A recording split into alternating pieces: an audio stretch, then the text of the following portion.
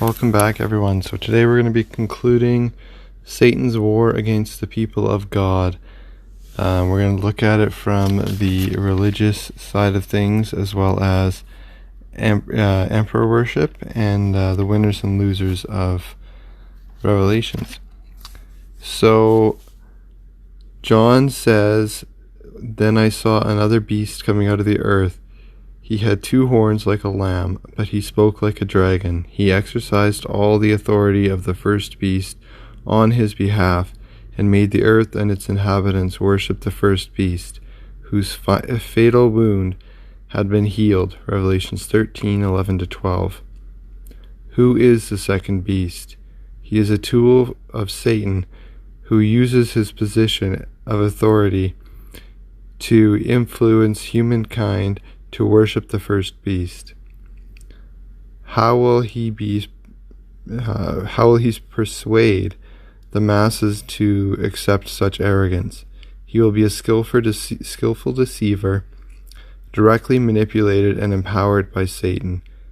He performs great signs, so that he even makes fire come down from heaven on the earth and in the sight of men. And he deceives those who dwell on the earth by those signs which he has granted to do in the sight of the first beast, telling those who dwell on earth to make an image to the beast who was wounded in the sword and lived. He was granted power to give breath to the image of the beast, that the image of the beast should be both speak and cause as many as would not worship the image of the beast to be killed. Verses 13-15. John later describes the powerful religious leader as the false prophet who had performed the miraculous signs on the beast's behalf. Revelation 19:20. The false prophet is evidently the satanically led leader of a false religious system, represented by the immoral woman riding the beast in Revelation 17. Paul also foretold the coming of a super powerful deceiver, and then the lawless one will be revealed, whom the Lord will consume with the breath of his mouth and destroy with the brightness of his coming. The coming of the lawless one is according to the working of Satan, with all power, signs, and lying wonders, and with all unrighteous deception among those who perish, because they did not receive the love of the truth, that they might be saved. 2 Thessalonians 2:8-10. Tragically, most people will be hoodwinked into believing him. Is emperor worship again possible? To most of us, the prophesied scenario of the worldwide worship of the beast, much like the worship of Roman emperors of old, may appear too incredible ever to recur in this modern era, but as recently as World War II, the Japanese people were required to worship the Emperor of Japan. Their soldiers enthusiastically waged war on his behalf. We should also remember that in our lifetime, many religious leaders have arisen who have represented themselves as divine beings in the flesh. Some have successfully seduced many thousands of followers from all walks of life, at times deluded disciples who have willingly forfeited their lives at such leaders' whims. The idea that the modern masses could not be deluded by a fanatical leader, especially one with a powerful, charismatic personality, is simply not true. History proves it is all too possible. The second beast, described in Revelation 13, represents himself as a lamb like Christ, but speaks like a dragon, the devil. He will seduce the world into worshipping the first beast. Verse 12.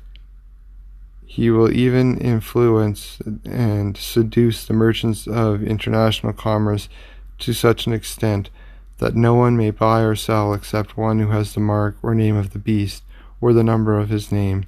Verse 17. Who are the winners and losers of Revelation? In the inevitable outcome of Satan's war against servants of God is the subject of chapter 14 and the first 4 verses of chapter 15. Here the real winners and losers are clearly delineated in divine messages delivered by angels. Christ, represented as a lamb, is pictured in the midst of 144,000 who have his Father's name written on their foreheads. Revelation 14:1.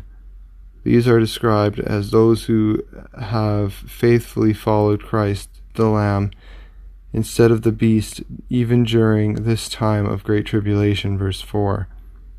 John describes these loyal and worthy servants of Christ as without fault before the throne of God, verses 4-5. He continues, "And I saw what looked like a sea of glass mixed with fire, and standing beside the sea those who had been victorious over the beast and his image, and over the number of his name. They held harps given them by God, and sang the song of Moses, the servant of God, and the song of the Lamb." Revelation 15:2-3. John sees them in his vision, singing and rejoicing, ultimately the real winners in this great spiritual conflict. John also sees that before this war is over, every nation, tribe, and language and people will have this eternal gospel message proclaimed to them. Fear God and give him glory, because the hour of his judgment has come. Worship him who made the heavens, the earth. Revelation 14:6-7.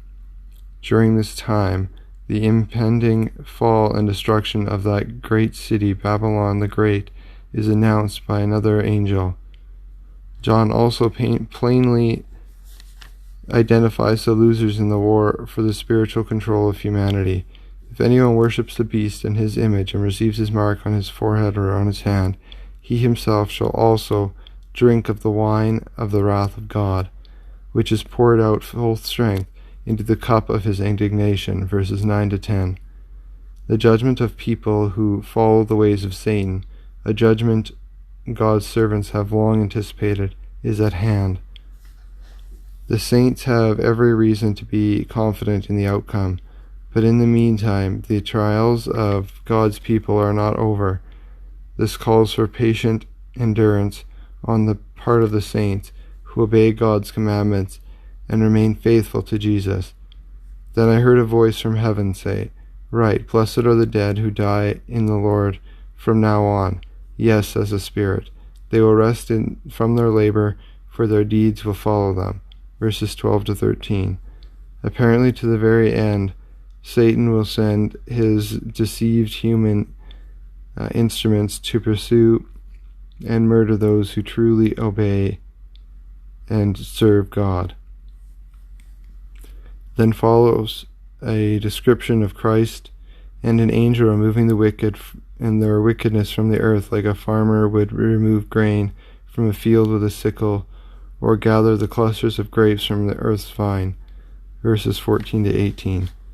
Those who are gathered are thrown into the great winepress of God's wrath. Verses 19-20. God will express his wrath through the 7 last plagues. Last, because with them God's wrath is completed. Revelation 15:1.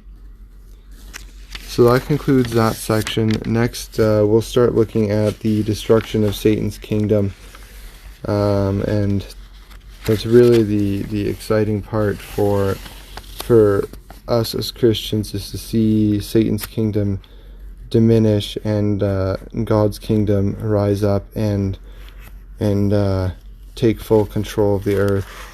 That's what we all live for. That's what we are all put on the earth for, is to look forward to that day and that time. So thanks for listening. I hope you'll tune into the next segments here as well.